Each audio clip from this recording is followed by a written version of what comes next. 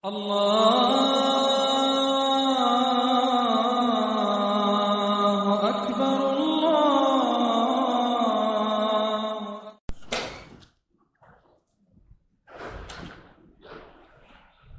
بسم الله الرحمن الرحيم. الحمد لله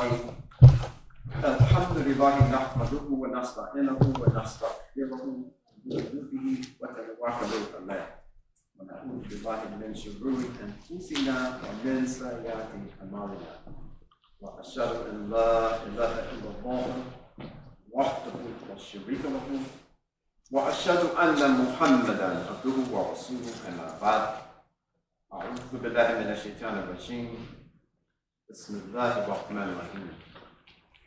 Brothers and sisters, I ask that we remember our brothers and sisters throughout this ummah of the Prophet Muhammad ﷺ may be in some difficulty, they have stress, they may have lost their homes, lost their loved ones, they may be unable to feed their children on a day-to-day basis. They may be struggling because of the influence of the environment in which they live. They may be struggling just to maintain their practice of this being. Whether we know the specific reason for whatever suffering that may be going on in this ummah, ask Allah subhanahu wa ta'ala to relieve our brothers and sisters of the suffering. And with any difficulty, let their confronting every difficulty with the guidance of Islam bring them closer to Allah subhanahu wa ta'ala. Brothers and sisters, just quickly remember our brothers and sisters in Sudan who are going through a continuing crisis over the leadership of the country. There was a ceasefire that seemed to have been holding, this latest ceasefire, and it's been recently broken. So the hostilities have broken out again. And so what we're seeing is Muslims, for the most part, killing other Muslims. And the reason being because of the leadership of the society. Thanks. And then we look in the situation that's unfolding today in Senegal, where we have a presidential candidate being locked up by the president of the country, that Allah subhanahu wa ta'ala knows best, but it seems, and many people believe, that it's because this person may pose serious opposition in the elections next year, so make up a charge and lock him up. That's the internal politics of the nation. What I'm asking us to remember our brothers and sisters in Sudan, that this particular politically motivated event doesn't turn into bloodshed, where we have our Muslim brothers hurting and harming one another. So wherever we find that there's the potential or that there is actual harm being done to our brothers and sisters, ask Allah subhanahu wa ta'ala to relieve them of the suffering. Brothers and sisters, I want to share for the theme of the Khutbah today, to me, personally, one of the most frightening hadith that from the time I aged a little bit as a Muslim, that it was the scariest and continue to this moment to be the scariest hadith that I have read. This particular hadith is one that once one confronts the reality of what is being said, it should be very frightening to you all as well. Maybe not as scary as it is to me, but it's a very frightening kind of hadith, and we find it in the Sahihs of both Imam Bukhari and Imam Muslim. And the hadith reads in translation that the Prophet Muhammad ﷺ has said, by the one where there is no other God, one of you who does the actions of paradise until there's just a hand span between him and paradise, and then the book, the Qur'an, the divine decree, overtakes him, and he does the actions of the people of hell, and he enters into it. Brothers and sisters, the idea, the reality, and I want to share a couple of examples through the process of the Khutbah. The reality of having struggled so many years of your life. And only Allah subhanahu wa ta'ala knows how long that may be. The years of our life may be 30 years. The years of our life only known to Allah subhanahu wa ta'ala may be 20 years. It may be as a teenager at 17 years old. Only Allah subhanahu wa ta'ala knows how long this qadr, this decree from Allah subhanahu wa ta'ala, how long we have on this earth. So the hadith should not be understood or interpreted that that's just something to be concerned about when I reach an old age. You and I don't know how long Allah subhanahu wa ta'ala will allow us to be on this earth. And the hadith is telling us, and I'm paraphrasing, that there will be individuals who will live their lives as if they are going to paradise. The hadith even mentions that it's just a hand's length, a hand span away from going to paradise. And then that individual of those would do the actions of the people of Jahannam. And Allah subhanahu wa ta'ala, that decree, as the Prophet Muhammad has said, that the divine decree for those individuals will catch up with them. They live in a way that everybody is saying, Alhamdulillah, that's a good brother, that's a good sister. Look at all the good things that they've done, but the decree will catch up. And the Prophet Muhammad sallallahu alaihi wasallam said, when that catches up, they'll start doing the actions of disbelievers. And no matter how long that lifespan involved, that what they would do at the end of their lives will be such that Allah subhanahu wa ta'ala will condemn them to the fire. Brothers and sisters, there's no guarantee that because we are faithful today, that we have the love of Allah subhanahu wa ta'ala in our hearts today, is that this is how we will feel tomorrow or the next year or the year after that. The Prophet Muhammad has made it clear.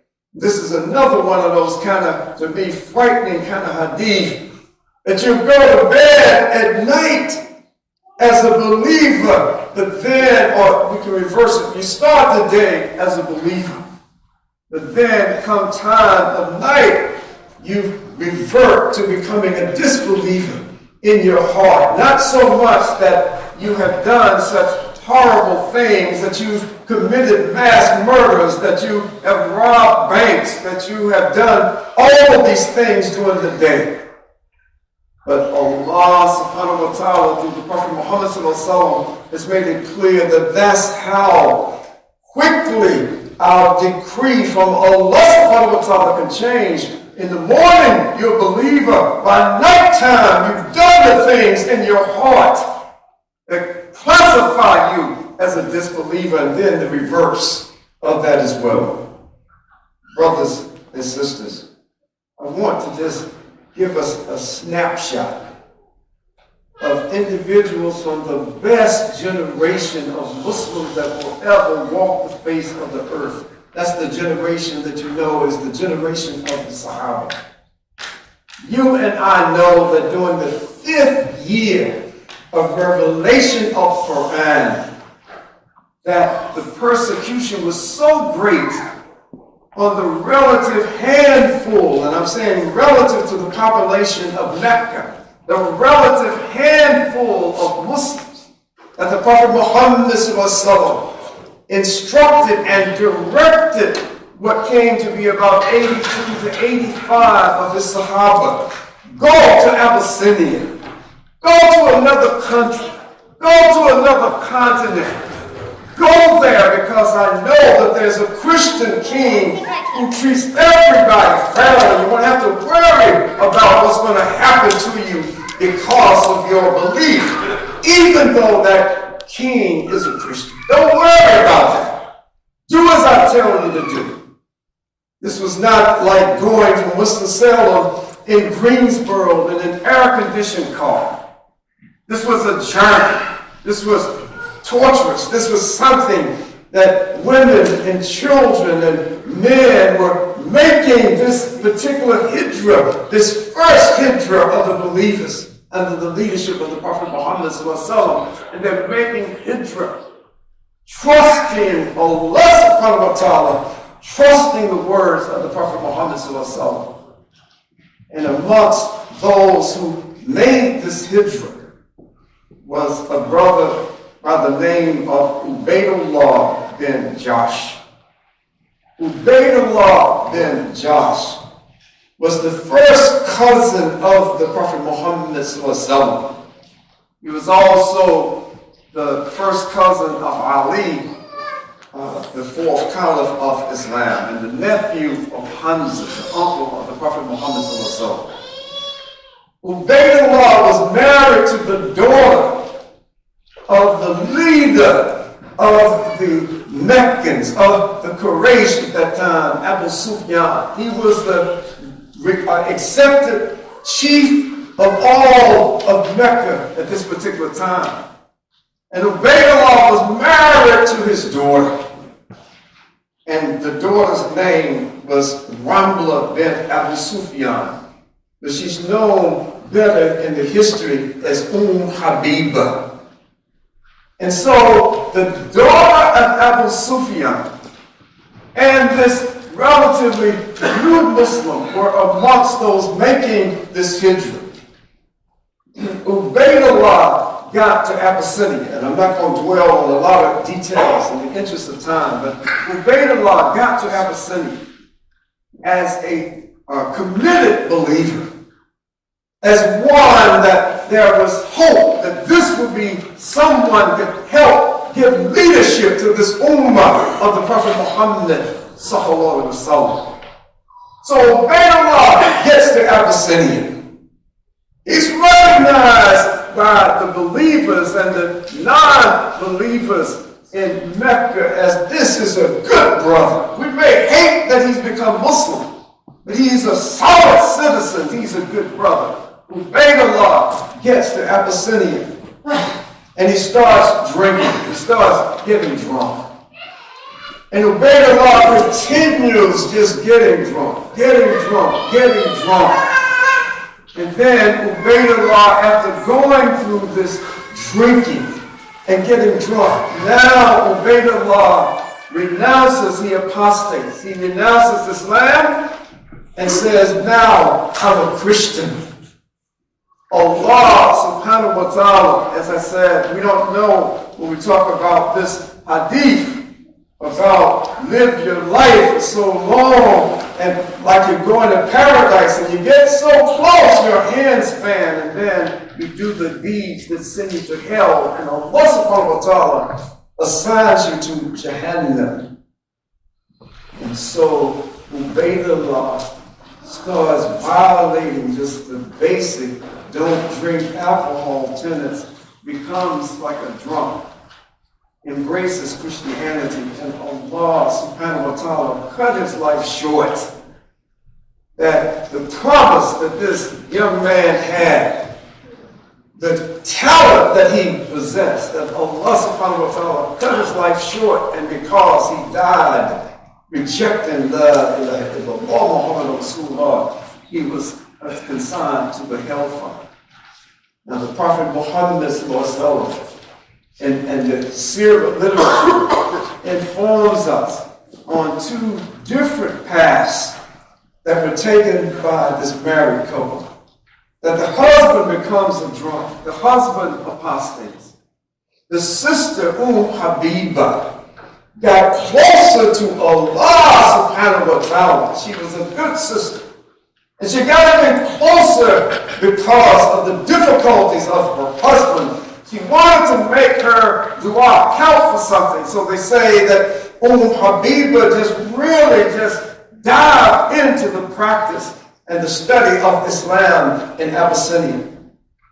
When the Prophet Muhammad heard about what Ubaydullah had done, how he had apostated, how he had started drinking, and how Allah subhanahu wa ta'ala took his soul, the Prophet Muhammad sent a message to Abyssinia. Transmit, give my proposal to Habiba.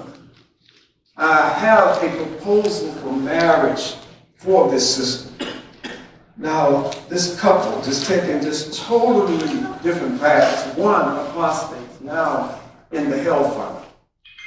And Habiba, who was patient through all of the difficulties that she had gone through because of her husband's actions. That Habiba becomes one of the mothers of the believers. Just by being patient and holding on to her faith, not using the apostasy of her husband or the drinking of her husband as an excuse to quit practicing Islam. There's no guarantee that any of us, no matter what we are doing at this moment as Muslims, there's no guarantee that you and I will die in a state of submission to Allah subhanahu wa ta'ala. Allah subhanahu wa ta'ala gives us examples of those who rejected the submission and gives us reasons how even you and I can be attracted and fooled by shaitan to fall into certain kinds of traps. That because we're Muslim today, there's no guarantee that we will have this Islam in our hearts tomorrow. And so Allah subhanahu wa ta'ala, and throughout the Sunnah, the Sirah of the Prophet Muhammad sallallahu alaihi wasallam, we see that there's certain things, and in the Qur'an itself, that there's certain things that can misdirect us from this deen. The love for power, whether it's on a job or whatever capacity we may be in. The love for status. You know, when you look in all of the stories about Musa alayhi salam and Fir'aun, we find that the story of Fir'aun is a person that placed his own personal position and his power above that of submitting to Musa alayhi salam and Harun's message of submission to Allah subhanahu wa ta'ala. That same kind of being fooled by shaitan that you and I should be constantly aware of the blessing that we have this moment of Islam, and then pray to Allah subhanahu wa ta'ala that we not get duped by things like having worldly power, or think that we're getting some kind of worldly power, or have some status in the society, that our status means more than our submission to Allah subhanahu wa ta'ala. Just give one other quick example. Then the Qur'an tells us about Qur'ah.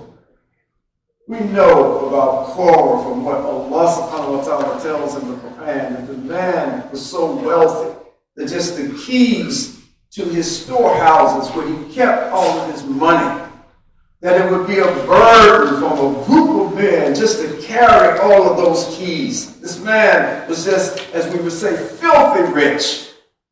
And Korah was reminded by one from the Bani Israel, don't exalt the way that you're doing. Appreciate what Allah subhanahu wa ta'ala has given you. Don't think that it's because of what you know and what you are capable of doing. Korah just kind of flicked him off. No, man, I'm just using slang terminology. I'm a bad guy. I can make money like nobody else can make money. It's because of me. That's who I'm grateful for. I'm grateful for me. And so Allah tells us a story. He's running his mouth like this one day. And then the next day, Allah subhanahu wa ta'ala opened up the earth and swallowed up not only this arrogant man, but swallowed up all his wealth, all of his riches, all of his property were gone beneath the earth because of his rejecting of God subhanahu wa ta'ala. Brothers and sisters, each and every one of us are capable of submitting to those whisperings of shaitan, like Korah, like Fir'aun, thinking that it's more important to accumulate wealth than it is to follow the guidance of Allah subhanahu wa ta'ala, that it's more important for me to keep my status in the society. Maybe it's just a status on a job. That it's more important for me not to show that even that I'm Muslim. That I want to hide the fact that I'm Muslim because it may take away some status on my job. I may not get the raise that I think I deserve if they know that I am a believer. And so when we say at least all, I forgot the exact number, but every single day as we recite Al-Fatiha in every single rakat of our prayer, in all 5 prayers, any nawafil, any sunnah, we're reciting Al-Fatiha and we're asking Allah subhanahu wa ta'ala to show us the straight path. Being seeing it, and have to pray to stay on it.